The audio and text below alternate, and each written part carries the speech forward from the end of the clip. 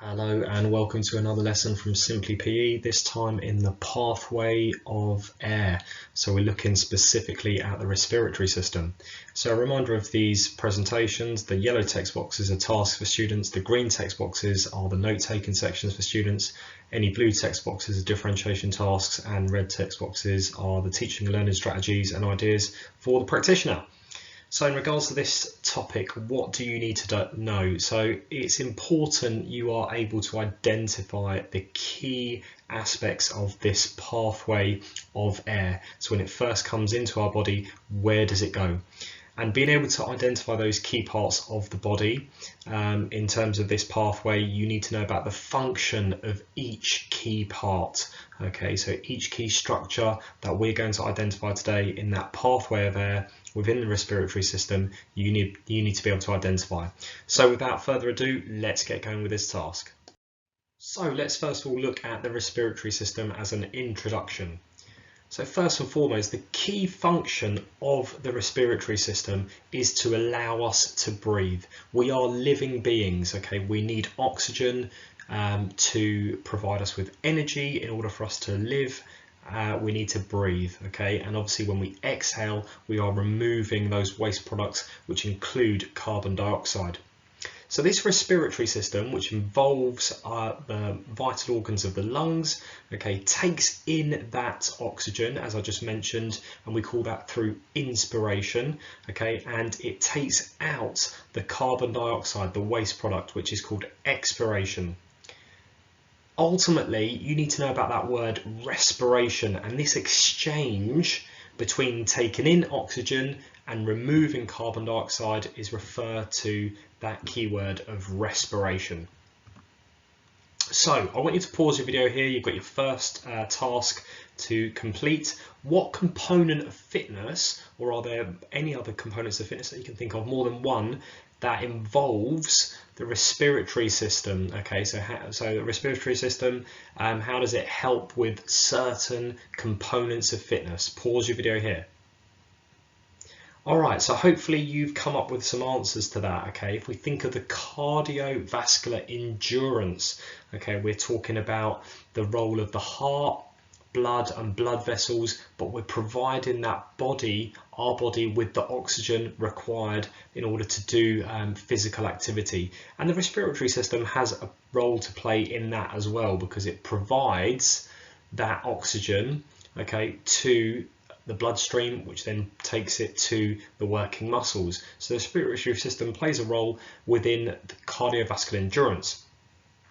If we think of muscular endurance, so trying not to tire over a long period of time, so being able to perform our sporting activity for a long period of time without our muscles fatiguing, the respiratory system plays a role in that as well, because ultimately we're trying to get that oxygen to the working muscles and we're trying to remove that carbon dioxide away from the muscles into the bloodstream and exhaled out again. Okay, so there are a couple of examples there in relating these topics together. So for the exam, you need to understand and need to know about this pathway of air. So I want you to kind of pause your video here, and once you've made a note of this, so as it says there, the journey of air that is passing into the body begins, okay, in the fact that it travels through the nose and the mouth. So you can label that on your diagram. I want you to try and give a sketch of that diagram if you can. Okay, and you've got different kind of parts to the respiratory system. I want to see what you know already based on this topic, okay, and I want you to label your diagram A through to H to see if you know any of these key words from this diagram. All right, so hopefully you've labelled your diagram, you've unpaused the video, and you're onto the task of being able to kind of self-assess whether you got any of these right. So you can see these keywords here are what you need to know about when we're looking at the function, or the structure, should I say, of the pathway of air, and then we need to know about the functions of each of these. Okay, so we've got the trachea, we've got alveoli, we've got the bronchiole, we've got the bronchi or bronchus, okay, the ribs themselves, the intercostal muscles, okay, which kind of embed within the rib cage, okay, and in between the ribs, should I say, and we've got the diaphragm and the heart, which you can see there, just kind of tucked away just behind the left lung. So let's look at this journey of air in terms of its pathway. So we know that air, when we inhale or exhale, but when we inhale, comes in through the nose and through the mouth. Okay, and where does it go from there? Okay, so once it's gone in through the nose and through the mouth, it enters what we call the trachea, and we know that as, and you've probably heard that before, as the windpipe. Okay, so the function of the trachea is to carry air from the mouth and nose to the lungs. So that's its main purpose and its function. Okay, so you can see kind of the tube in the diagram here, where it sort of just runs through the throat. Okay, that's what we refer to as the trachea. The inner surface of the trachea is covered by tiny hairs called cilia, okay, which catch dust particles. Okay, so these are minute and tiny hairs that obviously just capture and catch some of those dust particles when we breathe in. And ultimately the trachea has kind of rings of cartilage in order to keep that trachea open. So you can see in the diagram here, in fact, well, an example of someone coughing. I want you to pause the video here and actually just think about, why do we cough? Alright, so hopefully you've unpaused the video again and you've come up with an answer. So the reason why we cough, in fact, is to try and get rid of some of those dust particles. So things that get clogged up sometimes within our throat. Okay, we try and cough and remove that to ensure that that airway is cleared. And that's why, for example, we kind of cough when we're choking, an extreme example. But you can see there it's important to try and keep that trachea, the airway, as clear as possible for the pathway of air. So once it's gone through the trachea, okay, we then move on to the fact that it comes into the bronchi, and the bronchi is kind of split. Well, it splits the trachea into two sections, okay, to the left lung or to the right lung, as you can again see in that diagram there. The function of the bronchi is to carry air from the trachea again into the lungs. So the trachea splits into two tubes called the bronchi, and then from there, okay, one goes into the left lung, one goes into the right lung, and again they split further into smaller bronchi again. I've asked you this question here. What example in nature can you think of that this is maybe similar to when we look at the structure? If you look at that diagram there, what does that kind of represent in terms of nature? Pause your video here, see if you can come up with any ideas. So the best example I can think of, if you think of a tree, you've got the root, okay, the trunk of the tree, which is the tracheae, and then from there it branches off, doesn't it? It divides into branches, okay, so main kind of branches, and that refers to that bronchi in terms of the tree. So going off into smaller branches, okay, and then again in the left lung and the right lung, and it goes into kind of smaller branches once again. So that's a good example that we can take from nature that we can see in terms of the structure. So from here, once the air has moved and gone through to the bronchi and into smaller bronchi, it then goes into even smaller branches, okay, and tiny branches, and we call these bronchioles. So again, these carry the air from the bronchi to what we now refer to as the alveoli, which we're going to look at the end. So again, if you think of the tree, the leaves would be the example of the alveoli within our lungs. All right, and we'll look at that in a little bit more detail in the next slide. But the bronchi, as it says there, it further divides into smaller bronchioles, and these bronchioles are tiny, narrow tubes. They're less than 1 millimeter in regards to their diameter. So they are tiny, tiny, narrow tubes.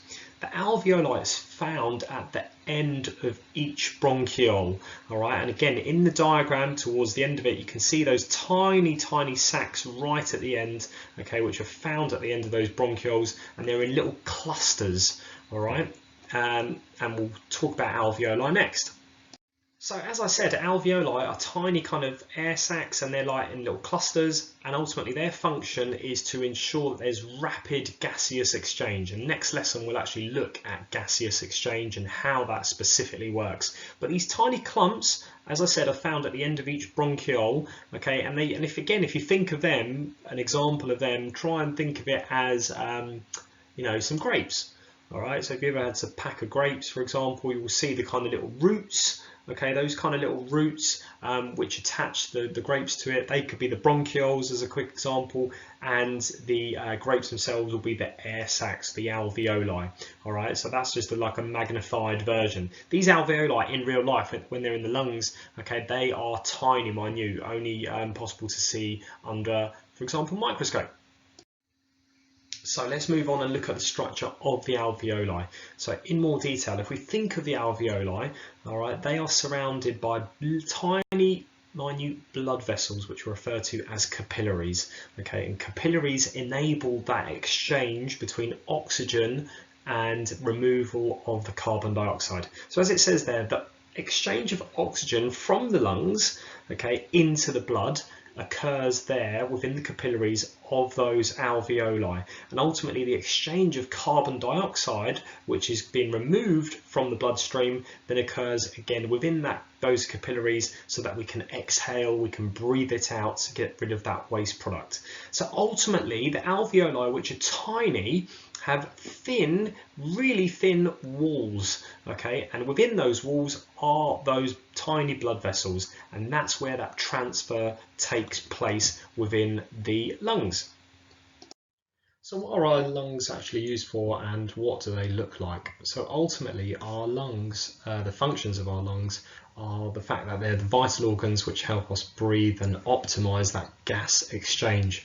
If we think of the sort of texture of a lung, rather than thinking of it as a hollow balloon, for example, we want to think of them as kind of like sponges, and they're quite spongy, they're quite porous. And ultimately they're quite large and obviously found within the rib cage. Now underneath the lungs and underneath the rib cage we will find our diaphragm. So when we inhale, okay, and we fill up our lungs with the oxygen, ultimately what happens there is our diaphragm contracts, okay, and moves downwards, and that helps us gain a bigger capacity within our chest area to fill up more oxygen into our lungs. And when we exhale, our diaphragm relaxes and goes upwards, okay, and that means that our chest is now kind of deflating, okay, and ultimately we are now getting rid of that carbon dioxide.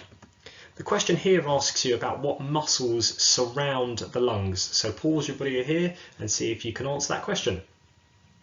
Okay, so ultimately in between each of the ribs within the rib cage we have the intercostal muscles, and we'll look at why they're so important come in the next few lessons when we look at the aspect of breathing.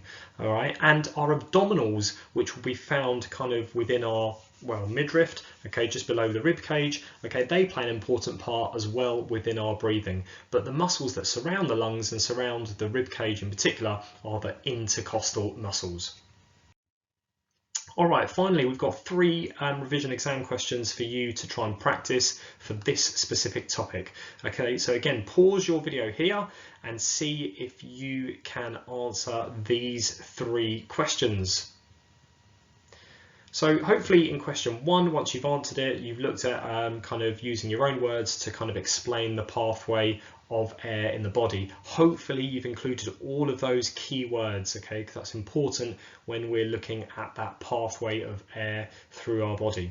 Question 2, what is meant by that term respiration? Hopefully you went back to the start of the video if you forgot about it and you looked at that idea of carrying in oxygen into our bloodstream and taking out carbon dioxide. That's what we mean by that term respiration. And question 3, identifying 2 structures and explain their functions in the respiratory system. So using those keywords from in the red text above, so the trachea, the bronchi, the bronchioles and the alveoli. Hopefully you picked a couple there and you've explained their functions fully. And finally, teaching and learning strategies for the practitioner, the teachers. I think the first key thing is to make sure that you get some of your students to try and look at some videos to help with this, because that will help the demonstration aspect of this specific topic. And then finally, see if you can incorporate some science into this particular subject as well, so that there's development in the student learning. Best of luck with this topic. Thanks folks for watching.